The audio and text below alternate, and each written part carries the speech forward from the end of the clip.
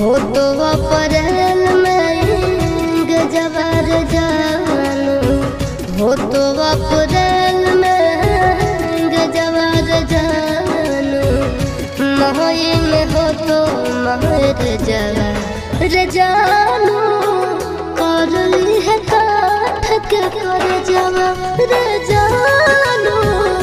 करली है काठ के कर जवार। खाके सल्फाइड करबो सुसाइड, पढ़ली है पेपर में खबरवा गे